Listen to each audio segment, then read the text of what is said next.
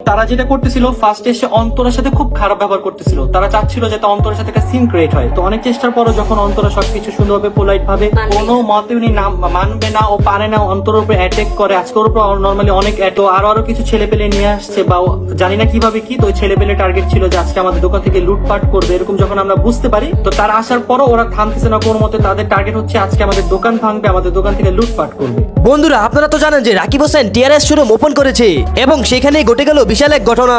বন্ধুরা রাকিব হোসেন দোকান ওপেন করার পরে এখানে কিছু বস্তির ছেলেপেলে এসে যায়, যেটা রাকিব হোসেন আমাদেরকে লাইভে বলেছে। ওই বস্তির ছেলেপেলেরা রাকিব হোসেনের শোরুম লুটপাট করতে এসেছিল এবং কি রাকিব হোসেনের অনেক বড় ক্ষতি করতে চেয়েছিল এবং কি রাকিব হোসেন বলেছে নুসরাত জাহান অন্তরাকে নাকি এক মহিলা অ্যাটাক করতে চেয়েছিল। তো বন্ধুরা তোমরা তো ইতিমধ্যে জেনে গেছো যে ওই দিন কি ঘটনা ঘটেছিল, যে রাকিব হোসেনের শোরুম বন্ধ করে দিতে হয়েছিল। রাকিব হোসেন ওই দিন শোরুম বন্ধ করে দেওয়ার পরে কিন্তু রাকিব হোসেনের অনেক ভক্ত তার দোকানের দিকে ফিরে আসে।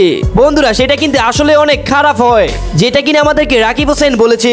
তো বন্ধুরা এত কিছু দেখে একটা জিনিসে বুঝতে পারলাম যে রাকিব হোসেনের কিছু হেটার্স বা তার শত্রু বলতে পারো, তারা রাকিব হোসেনের নতুন শোরুমটা এক কথায় ধ্বংস করতে চেয়েছিল, কিন্তু রাকিব হোসেন সেটা হতে দেয়নি। তাই এখন রাকিব হোসেন সবসময় দোকানে থাকে না, সে মাঝে মধ্যে দোকানে থাকে এবং কি মাঝে মধ্যে শুধু কিছু ফ্যান ফলোয়ারের সাথে ভিডিও কলে কথা বলে।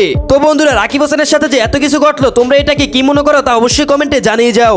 আর তোমরা কি রাকিব হোসেনের ফ্যান নাকি হেটার্স সেটাও কমেন্টে জানিয়ে যাও। সাইড কমেন্ট করো কে একবার বলবো ভালো। আমাদের আজকে যে ফ্যান্সরা আসছিল অ্যাকচুয়ালি তাদের জন্য আমরা আজকে অনেকবার একটা অ্যাক্সিডেন্ট থেকে বাঁচছি। তো তারা যেটা করে সবাইকে নিয়ে বাইরে চলে যায়, বাইরে চলে আমাদের দোকানের শাটারটা নামাইতে ইতিমধ্যে যমুনা থেকে লোক চলে আসে। আমাদের যেহেতু একটা সেফটি ইস্যু, দেন এত মানুষ গ্যাঞ্জাম করতেছে, তো যমুনা থেকে অলমোস্ট 15-20 জন মানুষ চলে আসে, কারণ একটা ব্যাকআপ তো দিতে হবে।